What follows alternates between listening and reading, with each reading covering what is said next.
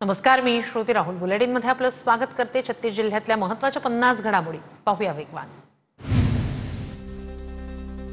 संत ज्ञानेश्वर महाराजांची पालखी दिवे घाटातून मार्गस्थ। दिवे घाट मार्गावर शेकडो वैष्णवांचा मेळा। वारकऱ्यांना विठ्ठल भेटीची ओढ।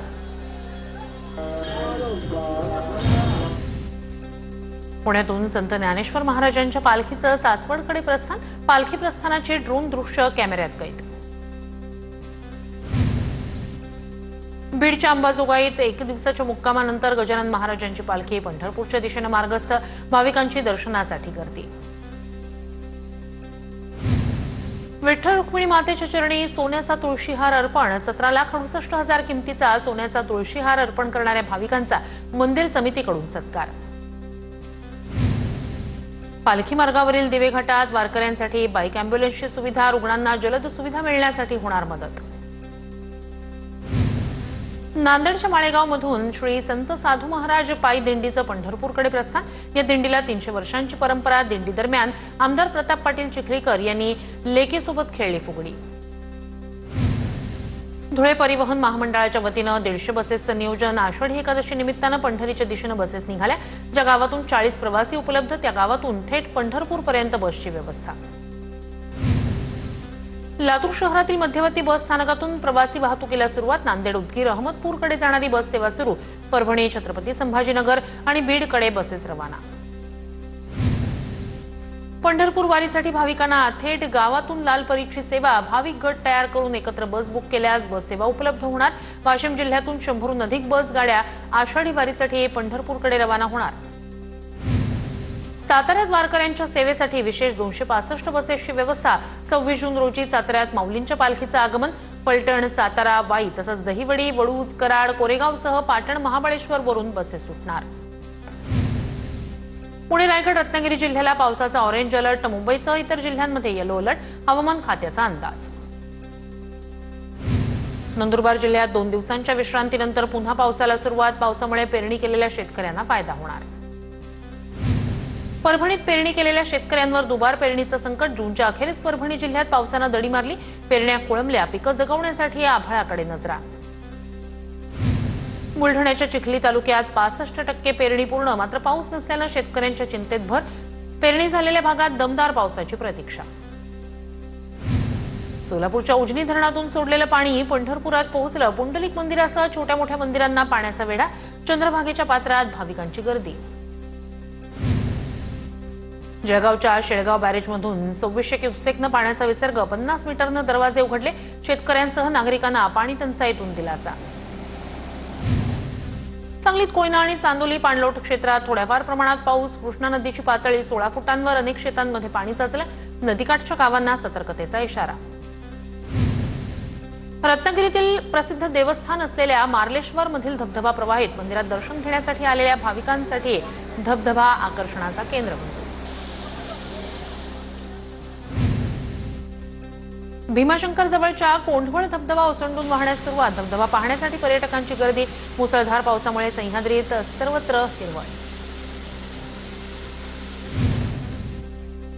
चंद्रपूरमध्ये पाऊस लांबल्यानं केवळ 49,000 हेक्टरवर पेरण्या। मृग नक्षत्रात पाऊस लांबल्यानं पेरण्या खोळंबल्या। जिल्ह्यातील शेतकरी चिंतेत। बीड जिल्ह्यातील खरीप पेरणी जवळपास पूर्ण। मात्र गेल्या 8 दिवसापासून जिल्ह्यात पावसाची दडी दुबार पेरणीचं संकट ओढवण्याची शक्यता।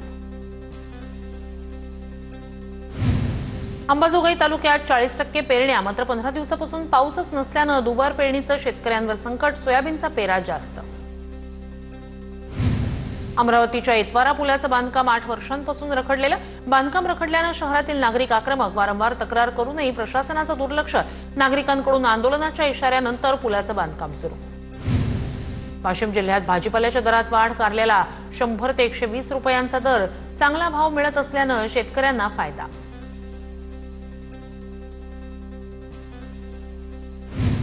नाशिकच्या निफाड तालुक्यातील सायखेडामधील गोदावरी नदीवरील पुलाचा कठडा तुटला। पुलावरून वाहन चालकांना जीव मुठीत घेऊन प्रवास करण्याची वेळ। नव्या पुलाचं काम संथ गतीनं सुरू। नाशिकच्या गोदावरी नदीची पाणी पातळी वाढली। गंगापूर धरणातून पाण्याचा विसर्ग केल्यानं पाणी पातळीत वाढ। जालना तालुक्यातल्या उटवद दांडेगावसह परिसरात कोवळी पिकं करपू लागली। तुषार सिंचनाचा वापर सुरू, शेतकऱ्यांना दमदार पावसाची प्रतीक्षा। आठवड्याभरापासून पाऊसच नाही। सेल्फी काढण्याच्या नादात पाय घसरला। कोल्हापूरमधील राऊतवाडी धबधब्यात वाहून जाणारा तरुण थोडक्यात वाचला। इतर पर्यटकांनी तरुणाला वाचवलं। सिंधुदुर्ग जिल्ह्यातील राजकोट किल्ला आजपासून पर्यटकांसाठी बंद। छत्रपती शिवरायांच्या पुतळ्याच्या बाजूचा चौथरा खचला, दुरुस्तीच्या कामासाठी किल्ला बंद। कल्याणमधील मारळवरब गावच्या फॉरेस्ट खदानीत बुडून 15 वर्षीय विद्यार्थ्याचा मृत्यू। मारळ गावातील शिवम झा असं विद्यार्थ्याचं नाव। पोहायला गेलेल्या शिवमचा पाण्याचा अंदाज न आल्यानं मृत्यू। इचलकरंजी शहरातील कुडची मुळा परिसरातल्या कारखान्यात लहान सिलेंडरचा स्फोट। गुंडी मशीनवर काम करणारा कामगार जखमी। इंदिरा गांधी रुग्णालयात उपचार सुरू। अमरावतीच्या मेळघाटमधील चिखलदरा येथे 17 वर्षीय अल्पवयीन मुलाकडून 15 वर्षीय मुलीवर अत्याचार। 15 वर्षीय पीडिता 5 महिन्यांची गर्भवती।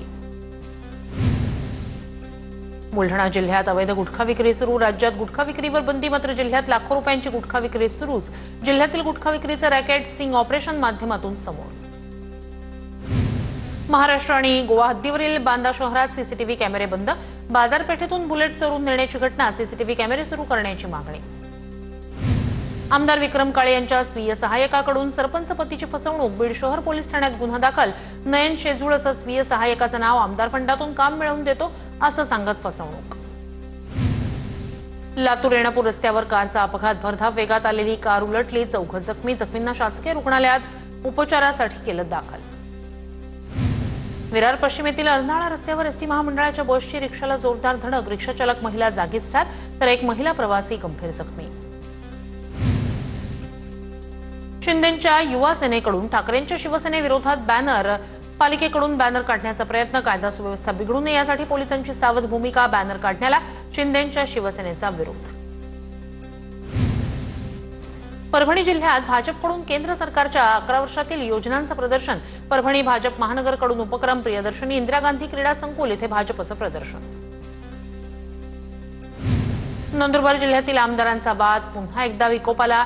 जिल्ह्यातील घरकुलासंदर्भात बैठकीला आमदार विजयकुमार गावित यांना निमंत्रण नाही। भाजप, शिंदे आणि काँग्रेस आमदारांना बैठकीचं निमंत्रण।